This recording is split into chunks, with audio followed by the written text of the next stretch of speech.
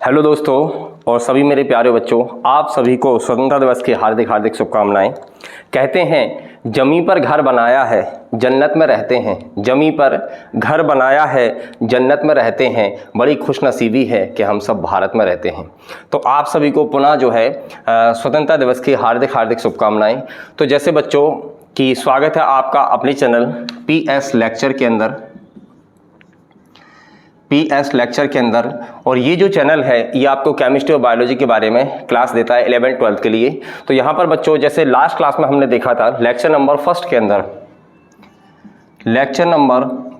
अंदर जैसे आपको हेडिंग से ही क्लियर हो रहा होगा कि हम लोग जो है 12th क्लास की 12th बायोलॉजी का फर्स्ट चैप्टर लेके आए हैं, पुष्पीय पादपों में लैंगिक प्रजनन, sexual reproduction in flowering plants. तो इसका मैं इंट्रो जो है लास्ट क्लास में दे चुका हूं, तो जिसके बारे में मैंने बताया था फ्लावर क्या होता है, फ्लावर का अध्ययन क्या कहलाता है, फ्लावर की कृषि क्या कहलाती है और फ्लावर किन किन पार्ट से मिलकर बना होता है। ये लेक्चर नंबर फर्स्ट में हम लोग पढ़ चुके हैं।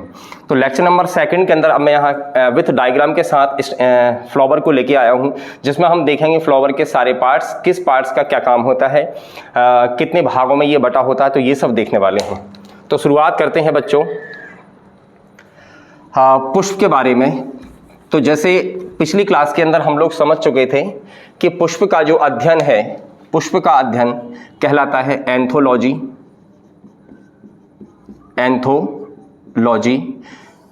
जैसे लास्ट क्लास मैंने आपको बताया था कि लॉजी मतलब होता है किसी विषय का अध्ययन करना, तो एंथोलॉजी मतलब है पुष्प का अध्ययन करना। और पुष्प की जो कृषि बताई थी वो बताया था फ्लोरीकल्चर।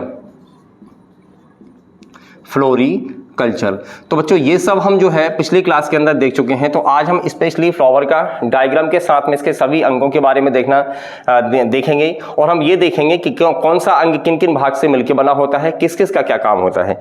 तो बच्चों फ्लावर में सबसे पहले हम फ्लावर का डायग्राम बनाते हैं। जैसे आपको पता होगा जैसे ही फ्लावर जो है सामान्यतः जो है 4 भागों में बटा होता है।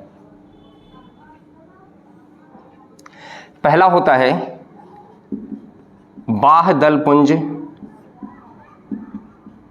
सेकंड होता है दल पुंज,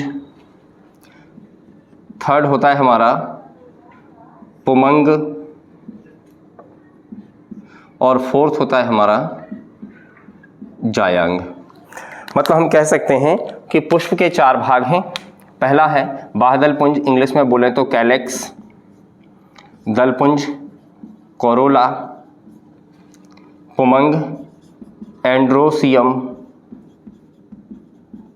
और फोर्थ आता है हमारा गाइनोसियम। तो सामान्यतः हम देखें तो पुष्प जो है, पुष्प को 4 भागों में बांट दिया गया है। पहला है बाह्य दल पुंज, पुमंग और जायांग। उसी प्रकार से कैलेक्स, कोरोला, एंड्रोसियम और गाइनोसियम। तो बच्चों हम ये देखने वाले हैं कि इनमें से बाह्य दल पुंज क्या है और बाह्य दल पुंज के भाग कौन कौन से हैं, यहां पर हम डायग्राम के साथ में यहां पर देखने वाले हैं। हाँ तो बच्चों ये हमने पुष्प का यहाँ पर डायग्राम तैयार कर लिया है। ठीक है, आपको ये जो भाग दिख रहा होगा, ये डंडी जैसी संरचना दिख रही है, जैसे पुष्प वृंत बोलते हैं। ये जो संरचना है ये वाली, यहाँ से लेके ये पूरा कहलाता है हमारा क्या, पुष्प वृंत कहलाता है। उसके बाद जैसे ही हम ऊपर आएंगे तो ये आपको फूला हुआ भाग दिखेगा, ये वाला भाग फूला हुआ, ये वाला भाग कहलाता है हमारा थैलेमस या पुष्पासन बोलते हैं इसको, पुष्पासन या थैलेमस। तो क्या होता है, ये पुष्पासन पे ही देखें ध्यान से, यहाँ पर ये पुष्पासन पर ही ये फ्लावर के जितने भी भाग हैं, ये जो कि दलपुंज है, कोरोला जो है, ठीक है ना, और ये बाह्य दलपुंज है, ये सारी चीजें जो कहाँ पर स्थित हैं आपकी पुष्पासन पे। अब जैसे ही बच्चों हम आगे चलते हैं तो पुष्पासन से आगे ये वाला जो पार्ट है, ग्रीन वाला भाग है, ये वाला ग्रीन वाला भाग है, ठीक है, ये वाला भाग कहलाता है हमारा बाह्य दल या इंग्लिश में इसे बोलते हैं सेपल। मतलब केवल एक को बोलेंगे हम सेपल या बाह्य दल, लेकिन जब 5 को एक साथ गिनेंगे तो उसको कहा जाएगा हमारा बाह्यदल पुंज या कैलिक्स कहा जाएगा। उसके बाद जैसे ही हम और ऊपर आएंगे तो यहां पर आपको ये वाला ग्रीन पार्ट हटा के ये वाला पार्ट मैंने हटा दिया है, ये पूरा पार्ट ग्रीन वाला भाग, ये इसमें आपको एक मिलेगा 1 2 3 4 5, मतलब सबको एक साथ, सभी पांचों को एक साथ कहा जाएगा बाह्यदल पुंज। लेकिन मैं एक की बात करूं, किसी एक की बात करूं, ये एक जो है तो इसको कहा जाएगा हमारा बाह्यदल या सेपल। तो मैं कह सकता हूं कि जो बाह्यदल होता है, ये जो एक पत्ती टाइप जैसी आपको संरचना दिख रही है, ये जो बाह्यदल होता है, ये सभी बाह्यदल मिलकर क्या बनाते हैं, बाह्यदल पुंज बनाते हैं।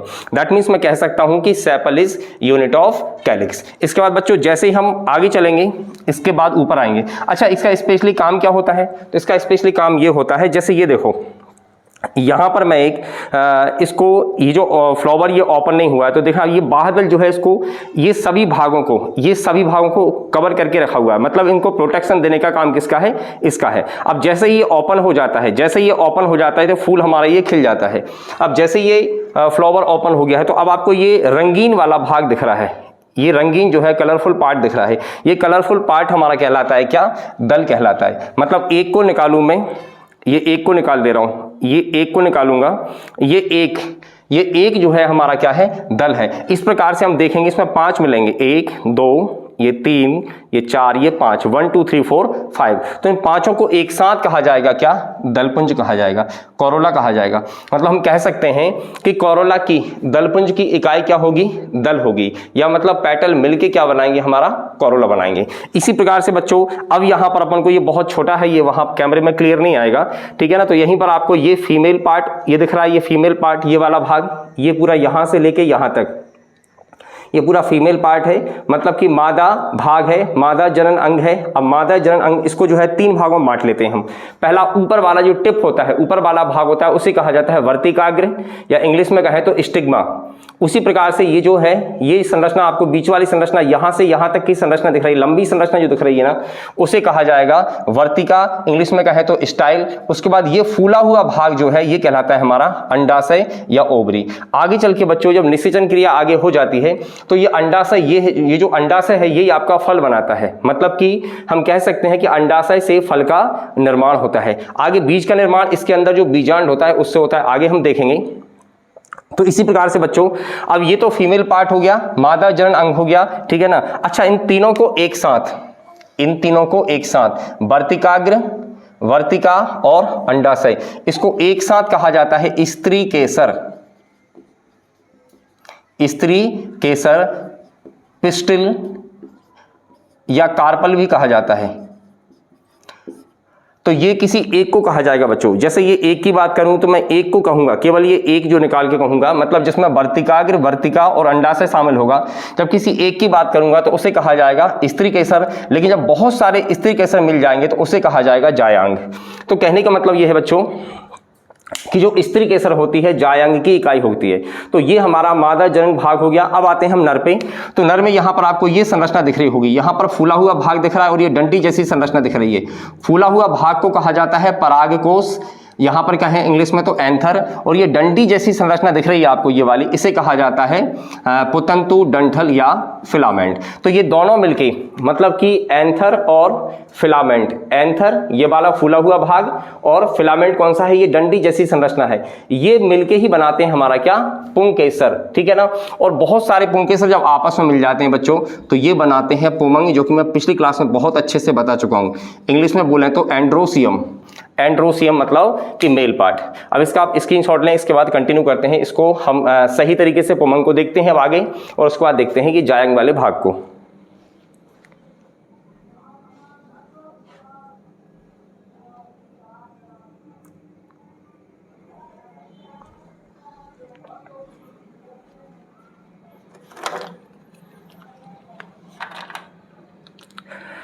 तो बच्चों कंटिन्यू करते हैं अब इसको। अब सबसे पहले हम ये देखेंगे, हमने ये वाला भाग देखा बाह्यदल पुंज, उसके बाद क्या आया हमारा दलपुंज, उसके बाद आया पुमंग और उसके बाद आया जायांग। तो अब एक एक करके हम एक एक पार्ट को देख रहे हैं।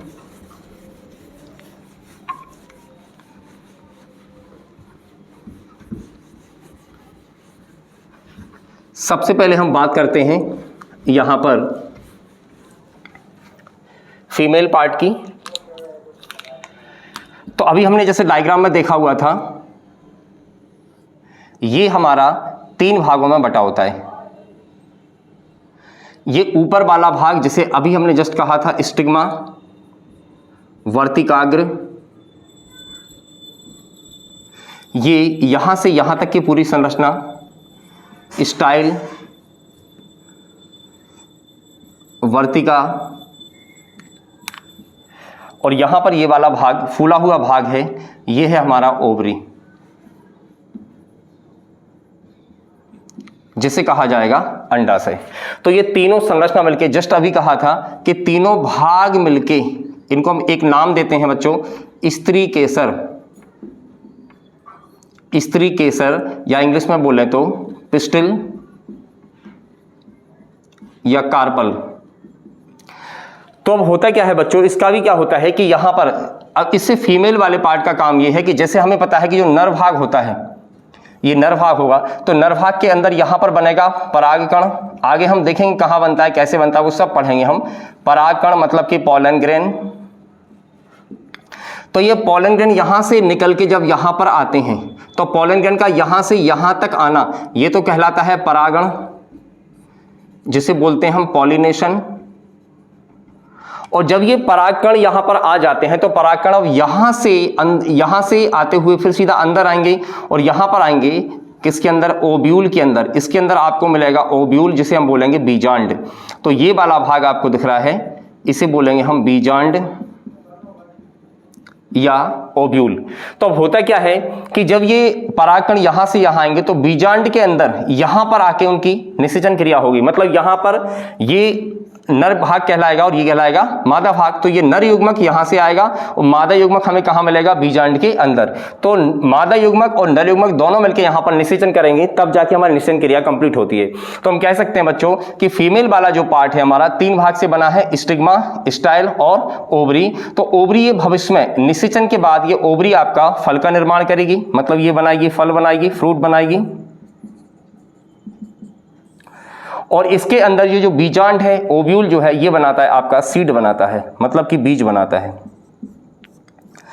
तो अभी हम केवल इंटरनली बात नहीं कर रहे हैं बच्चों, अभी केवल हम इसके फिनोटाइप टाइप का देख रहे हैं कि बाहर से देखने में, मतलब कि स्टिग्मा, स्टाइल, ओवरी मिलके हमारा एक भाग हो गया है। जैसे स्पेशली हम क्या बोलेंगे, स्त्री केसर बोलेंगे। और जब बहुत सारे स्त्री केसर मिल जाते हैं तो उसी को कहा जाता है जायांग। तो बच्चों यहां पर बात करने वाले हम, तो देखा हमने कि ये मादा जनन भाग हो गया है। अब इसके बाद आते हैं हम नर भाग में। तो बच्चों ध्यान रखना है आपको कि भविष्य में जब निषेचन क्रिया हो जाती है, पहले परागण क्रिया होगी, उसके बाद में निषेचन क्रिया होगी, और निषेचन क्रिया जैसे ही कंप्लीट हो जाएगी तो उसके बाद आगे भविष्य में ये वाला भाग जो दिख रहा है आपको, कौन सा, ओवरी, अंडाशय, ये आगे चल के फल बनाता है। और इसके अंदर ये जो बीजांड दिख रहा है आपको, ओव्यूल जिसे कहा जाता है, ये बीज बनाता है। दैट मीन्स हम कह सकते हैं फल में जो है, जो फल होता है, फल में जो बीज बनते हैं वो किससे बनते हैं, वो बीजांड से बनते हैं, ओव्यूल से बनते हैं। और जो फल होता है हमारा, वो जो है मादा भाग से के किससे, अंडाशय से तैयार होता है। तो इसी प्रकार बच्चों हम देखने वाले हैं अब नर भाग को, जिसकी हम बात कर रहे थे, पुंकेसर, स्टेमन की बात कर रहे थे हम। तो ये स्टेमन जो होता है आपका, ये भी 2 भाग से द्विपाली संरचना होती है, ऊपर वाला भाग ये, और एक यहां से डंठल जैसी संरचना, लंबी संरचना निकलती है। तो ये ऊपर वाले भाग को तो कहा जाता है क्या, एंथर।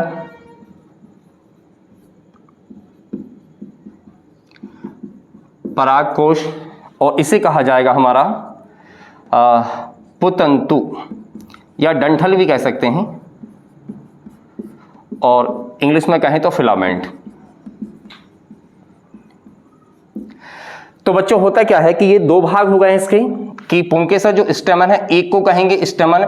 ऐसे बहुत सारे स्टेमन जब मिल जाते हैं तो उसी को कहा जाता है क्या, पुमंग, या इंग्लिश में कहें तो एंड्रोसियम। तो बच्चों हम देखने वाले हैं यहां पर कि जो मेल भाग है, मेल 2 भागों से मिलकर बना है आपका, मतलब स्टेमन, पुंकेसर 2 भाग से मिलकर बना है। पहला है एंथर और दूसरा है हमारा फिलामेंट। एंथर कौन सा भाग है, ये फूला हुआ भाग, ऊपर वाला भाग जो द्विपाली संरचना है। यहां यदि ध्यान से देखा जाए तो यहां से एक लोब ये बन रहा है और एक लोब ये बन रहा है। लोब मतलब पाली। तो यहां पर हम कह सकते हैं कि ये एक पाली हो गया और ये यहाँ पर दूसरा पाली हो गया। मतलब कह सकते हैं कि जो स्टेमन होता है, जो आपका जो एंथर होता है, ये एंथर हमारा बाइलोब स्ट्रक्चर होता है, मतलब द्विपाली संरचना होती है। तो इसी के अंदर बच्चों, जब अगली क्लास में हम आगे देखेंगे, जब इसी के अंदर आपको इस टाइप से संरचनाएं मिलेंगी, जिनको जो है लघु बीजाणुधानी, थोड़े शब्द ऐसे थोड़े से डिफिकल्ट टाइप के लग रहे होंगे, लेकिन बार बार हम इन्हें पढ़ेंगे तो याद हो जाएंगे। लघु बीजाणुधानी, या इंग्लिश में कहें तो माइक्रोस्पोरेंजिया, माइक्रोस्पोरेंजिया। इन्हीं के अंदर बच्चों, इन्हीं के अंदर जो है यहां पर पराग कणों का निर्माण होता है। अब पराग कण कैसे बनते हैं वो अलग बात है, यहीं पर जो है पराग कण बनेंगे, पॉलन ग्रेन बनेंगे। ये हम आगे की क्लास में जब इंटरनली इनको पढ़ेंगे, इनके स्ट्रक्चरों को पढ़ेंगे, तब ये समझ में आएगा कि परागकण कैसे बनते हैं, किस प्रकार की उनकी प्रोसेस होती है, परागकण की संरचना कैसे होती है, परागकण जो है किस प्रकार से आपका परागण क्रिया को संपन्न करता है, किस प्रकार से निषेचन होता है। ये सारी तमाम बातें जो होंगी ये हमारी अगली क्लासों में रहेगा बच्चों। केवल यहाँ पर मैं आपको ये जो है फ्लावर के जो जितने भी पार्ट बचे हुए थे, जो लेक्चर फर्स्ट के अंदर कंप्लीट नहीं हो पाए थे, वो लेक्चर सेकंड के अंदर मैंने यहाँ पर इनको समझाया है। तो बच्चों अगली क्लास के अंदर हम जो है देखने वाले हैं कि कोई भी या तो फीमेल पार्ट स्टार्ट करेंगे या मेल पार्ट स्टार्ट करेंगे। तो मेल पार्ट फीमेल पार्ट कोशिश करूंगा कि एक ही क्लास के अंदर कंप्लीट हो जाए। तो मिलते हैं अगली क्लास के अंदर। Thank you very much.